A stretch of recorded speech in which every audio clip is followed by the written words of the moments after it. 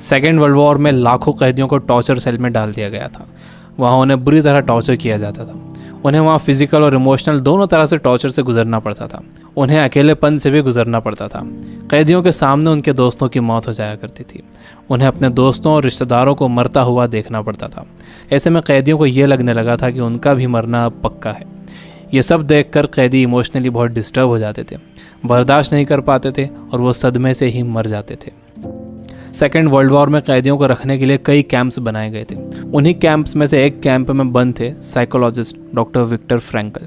Victor उन camps में 3 साल तक रहे। उन कैंप्स में उन्होंने जो भी देखा, जो भी एक्सपीरियंस किया, जो भी टॉर्चर सहे, किसी को मालूम नहीं था कि वो इसके बारे में एक किताब लिख देंगे। उस किताब की करोड़ों कॉपीज़ बिक जाएंगी और कई भाषाओं में वो किताब ट्रांसलेट हो जाएगी। उन्होंने किताब लिखी जिसका नाम था मैन सर्च फॉर मीनिंग। अभी जो कोरोना क्राइसिस चल रही है, आप घरों में बंद हो, बोर हो रहे हो, अच्छा नहीं लग रहा है, तकलीफ हो रही है, तो आप अपनी इस तकलीफ को ज़रा इन टॉर्चर सेल्स के फ़ोटोज़ से एक बार कंपेयर ज़रूर करना। इससे मुझे पक्का यकीन है कि आपको अंदाज़ा हो जाएगा कि हमारी तकलीफ़ इन टॉर्चर सेल्स की तकलीफ़ के मुकाबले कुछ भी नहीं है।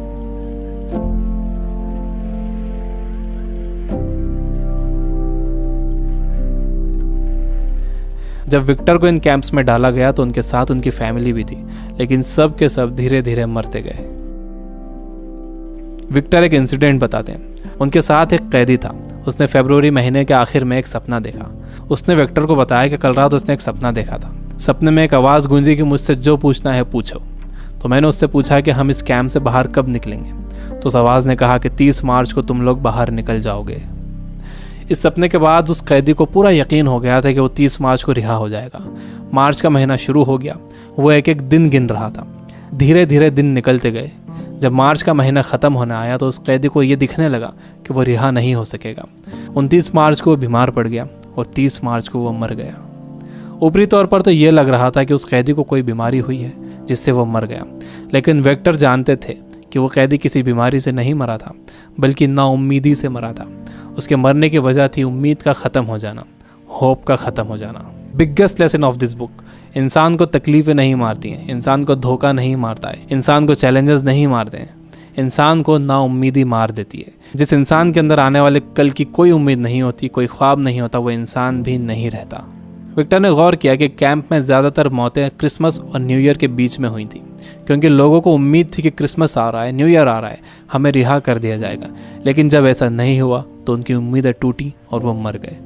जब भी किसी इंसान की उम्मीदें ख़त्म होती हैं तो उसका इम्यून सिस्टम कमज़ोर हो जाता है, और जब किसी का इम्यून सिस्टम कमज़ोर हो जाता है तो वो किसी भी छोटी मोटी बीमारी से मर सकता है। यानी पहले उम्मीदें ख़त्म होती हैं, उससे इम्यून सिस्टम कमज़ोर होता है, उसके बाद वो बीमारी ताकतवर हो जाती है। दूसरी चीज़ विक्टर ये बताते हैं कि आपके पास ज़िंदा रहने के लिए एक बड़ा सपना होना चाहिए, एक लॉन्ग टर्म गोल होना चाहिए। जिसके पास आने वाले कल के लिए बहुत बड़ा ख्वाब है, उसके लिए आज की तकलीफ़ें, आज की प्रॉब्लम्स बहुत छोटी होती हैं। जब किसी का बिलीफ बड़ा होता है, किसी का कॉन्फिडेंस बड़ा होता है, किसी का सपना बड़ा होता है, किसी का कमिटमेंट बड़ा होता है, तो उसके सामने आने वाली क्राइसिस, प्रॉब्लम्स, तकलीफ़ें सब छोटी हो जाती हैं। हम कोरोना वायरस की क्राइसिस से घर में रहकर मुकाबला कर सकते हैं। आपको अपनी सुरक्षा करना है, लेकिन इससे घबराना नहीं है। आपको अपनी उम्मीद को ख़त्म नहीं होने देना है। विक्टर कहते हैं कि जब कोई प्रॉब्लम या बीमारी आती है तो आपकी बॉडी कमज़ोर पड़ जाती है, लेकिन आपका माइंड बहुत पावरफुल है। आपको इसे कमज़ोर नहीं पड़ने देना है। आप रोज़ टीवी देख रहे हो, आप बुरी न्यूज़ सुन रहे हो कि इतने मरे, इतने बचे, इतने सीरियस, यह आपको मेंटली वीक बना देगा। आप मेंटली वीक हो जाओगे तो आपका इम्यून सिस्टम भी कमज़ोर हो जाएगा, जिससे आपका बीमार होने का ख़तरा बढ़ जाएगा। विक्टर कहते हैं कि वो 3 साल इन कैंप्स में इसलिए ज़िंदा रह पाए क्योंकि उनके पास कल के लिए बड़े सपने थे, विल पावर थी, उन्हें ये किताब लिखना थी। तो वो सारी प्रॉब्लम्स, सारी तकलीफ़ें उनके सपनों और इरादों के आगे छोटी पड़ गईं और वो इन सब से बाहर निकल गए। तीसरी चीज़ जो विक्टर ने ऑब्जर्व की थी वो ये कि जब इंसान के सामने कोई प्रॉब्लम आती है तो वो उसे कैसा मीनिंग देता है।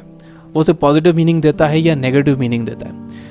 जैसा भी आप उसे मीनिंग देते हो, ये मीनिंग ही उस प्रॉब्लम को आपके लिए मुश्किल या आसान बनाता है। आपका मीनिंग उस प्रॉब्लम को या तो और बढ़ा देगा या उसे ख़त्म कर देगा।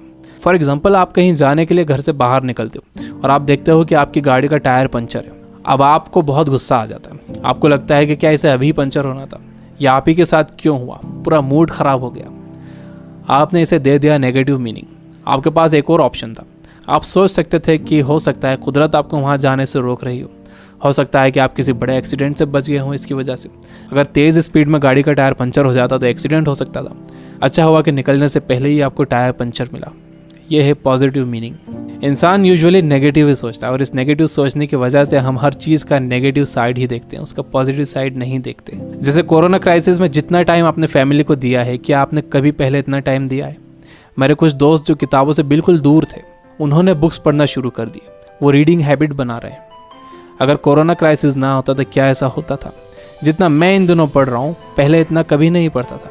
जितनी सफाई लोगों ने रखनी शुरू कर दी है, पहले कभी नहीं रखते थे। बार बार हाथ धो रहे हैं, अच्छी तरह हाथ धो रहे हैं, सोशल डिस्टेंस मेंटेन कर रहे हैं। किसी लाइन में लगे हुए हैं तो दूर दूर खड़े हो रहे हैं। आसमान साफ नज़र आ रहा है, हवा साफ हो गई है, समंदर का पानी साफ हो गया है। ऐसा लग रहा है कि नेचर ने जैसे रीसेट बटन दबा दिया। हमें ये पॉजिटिव साइड्स भी सोचना चाहिए। जब तक आपके पास नेगेटिव मीनिंग है, आप उस क्राइसिस से डील नहीं कर सकते। हर प्रॉब्लम उसके साथ एक इक्वल अपॉर्चुनिटी भी लेकर आती है। दुनिया जब से बनी है तब से अब तक उसमें प्रॉब्लम्स ही प्रॉब्लम्स है। अगर ये प्रॉब्लम्स नहीं होती तो हम यहाँ तक ग्रो नहीं कर पाते। सबसे लास्ट में विक्टर कहते हैं कि आपसे सब कुछ छीना जा सकता है, आपकी धन दौलत, घर, गाड़ी, बीवी, बच्चे, माँ बाप, दोस्त, सेहत, लेकिन एक चीज़ नहीं छीनी जा सकती, वो है आपकी पावर ऑफ डिसीजन। आपसे फैसला करने की ताकत कोई नहीं छीन सकता। अगर आप सिचुएशन से घबरा कर फैसला करते हो तो वो सिचुएशन आप पर हावी हो जाएगी, लेकिन अगर आप सिचुएशन के हिसाब से खुद को बेहतर बनाते हो और डिसीजन खुद लेते हो तो आपकी ज़िंदगी बदल जाएगी। दुनिया में इससे पहले भी कई बीमारियां आई हैं जिससे करोड़ों लोगों की मौत हुई है। उसकी वजह ये थी कि लोग अवेयर नहीं थे, उनके पास इन्फॉर्मेशन नहीं थी, इन्फॉर्मेशन लेट पहुंचती थी, बीमारी से डील करने के साधन नहीं थे। लेकिन आज का वक्त सबसे अच्छा वक्त है। हमारे पास इन्फॉर्मेशन बहुत तेज़ी से पहुंचती है, हमारे पास साधन है। मुझे पूरा यकीन है कि आगे और भी अच्छा वक्त आने वाला है और मैं आपको उम्मीद दिलाता हूँ कि आगे सच में बहुत अच्छा वक्त आने वाला है। You guys are amazing. Keep reading, keep learning, keep growing. Thank you for watching.